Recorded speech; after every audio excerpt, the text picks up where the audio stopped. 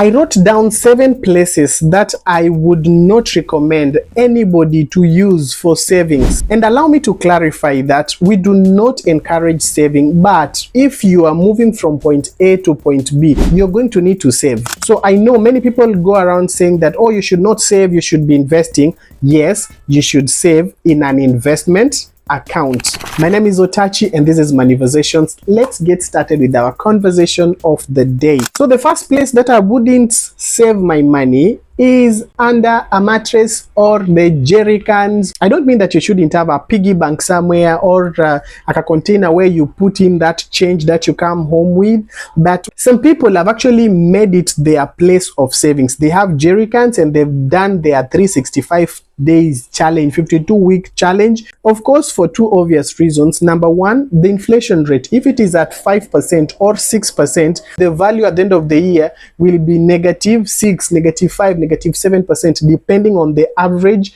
inflation rate of that particular year. Your house can be set ablaze, now can lose everything. People can break into your house and walk away with your money. Your money is losing value. There are so many reasons. You should be careful if you're going to save your money in these kind of places. The second account that I cannot save my money in, or I cannot use it as a savings account, and I wouldn't recommend anybody else to use it, is the M-Pesa accounts. I know this is the other place where people will be like, hey, M-Pesa, M-Pesa is the safest place that we have.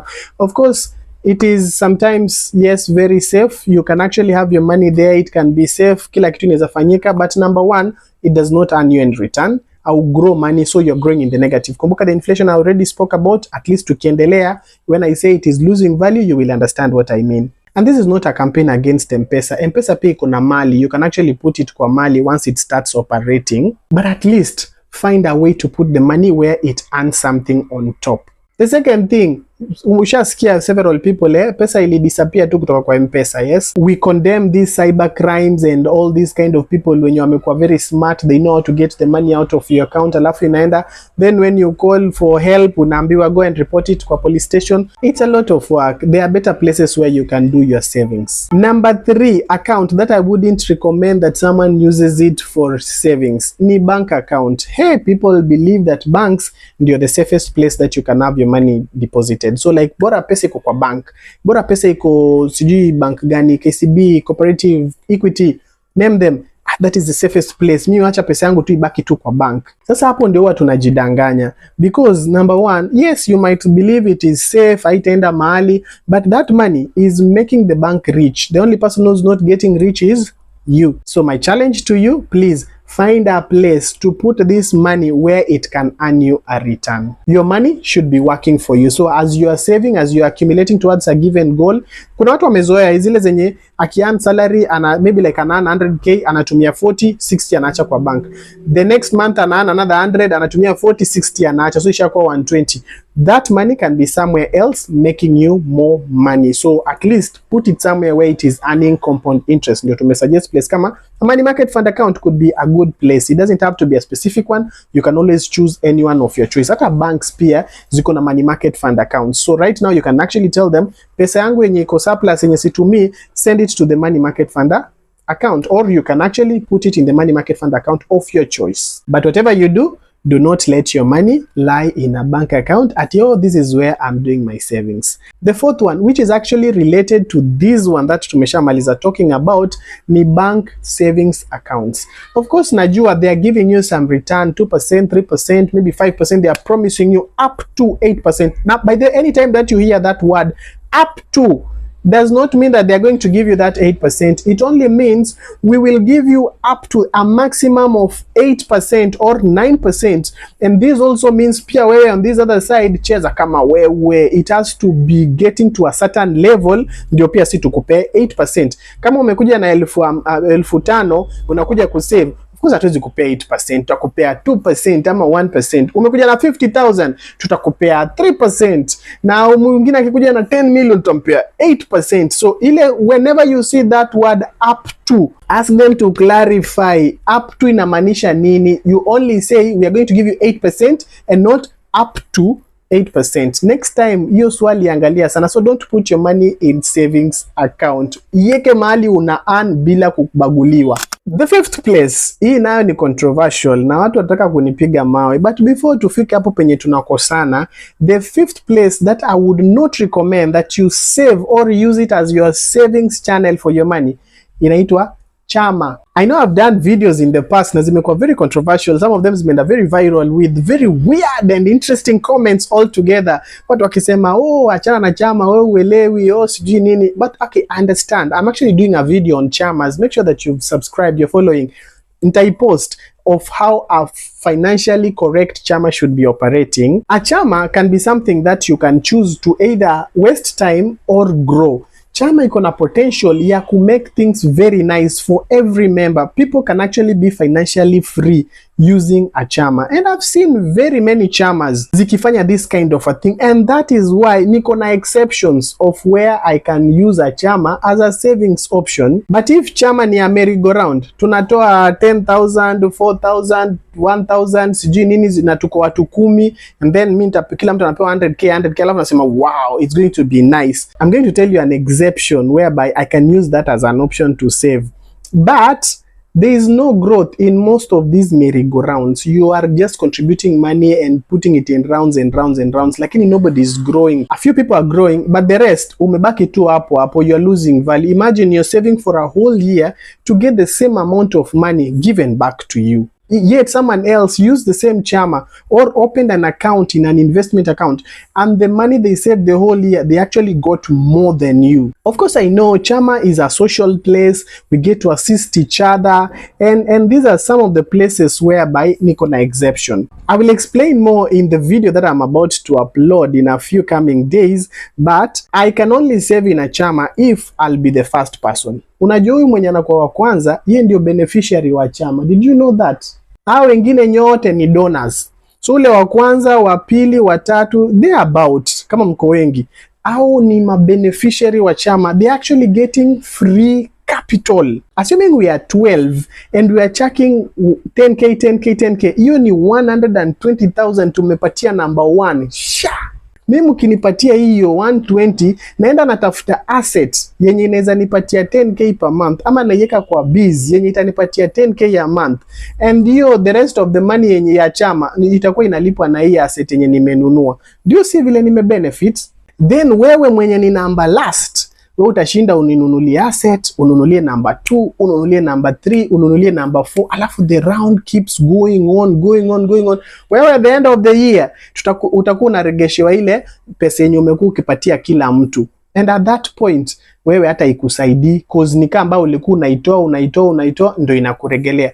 Then tunarudi tena nikwe number 1. Hiyo nitataka hiyo chama yenye nitakuwa number 1 mimi niongeze, add me in that WhatsApp group. So when it comes kwa chama, I have a few exceptions, yeah. Number 1, the money is invested. So if your chama is investing the money, I would like to join. If the money is put in a place whereby, okay, sawa ni merry-go-round, lakini maybe 50% tunaregeshiana, and then the 50% is invested, or we are buying assets, we are starting businesses, we are empowering one another, those are the kind of chamas that you should remain in. Lakini kama chama ni a donation, when ni donor to donor from one person to the other, those ones hata avoid, toka tu kabisa na mapema. Do not waste your time. Hiyo ndio tulisema muriferan. The sixth account that I would not advise you to use as a savings account ni sacco. Yes, I know so many people actually are in SACCOs, and they're using the SACCOs as their investment or savings accounts. And there are exceptions. I've done videos on SACCOs, and you can actually go and check them out on the channel. Personally, I would only use a SACCO to get financing as a way for me to be able to secure financing. If I want to take a loan, if I want to be able to get some cheap loan, affordable loans, the SACCOs give me that opportunity. There are SACCOs you can actually put money in and get this money out at a given point. Lakini huwa mostly the interest that you get to earn from SACCO accounts, this is a deposit taking, ni simple interest. Simple interest means interest inapeanwa after a given period of time. In most cases ni at the end of the year ndio wanasema, oh, we are giving 15%, we're giving 10%, we're giving 8%, we're giving whatever percentage that they decide. So why is it not a good place ya kufanya savings? savings, you can actually grow your savings when it is invested through compound interest. Mtu wa compound interest, at the end of the day, ana make so much money compared to ile ana earn simple interest. Another thing, wa simple interest, aki withdraw before wapeane ile simple interest, hapati interest yoyote, so inakuwa imeenda na maji like that. So yes, I can save, lakini ni ile pesa size ya kunipatia loan or manageable enough sa zile nafanya diversification. Lakini if I'm getting started, it is the savings journey ninaanza right now, don't run to the circle. Now last but not least, hii nao ndio ingine controversial. The place that siezi recommend you use for your savings is an insurance savings account. Zinaitwa pia insurance policies. Sometimes they call them endowment. Saa zingine them investment policies. I've been in the industry, easy propaganda. I know the good, the bad, and the ugly. This kind of policy has a savings aspect, and then it has a protection aspect, which is also known as the insurance aspect. These two have been merged under one product, and it has been presented to you. Number one, you are paying for two things. You are paying them the management fee for investing your money, and then secondly, you are paying for an insurance cover that ensures that you are protected.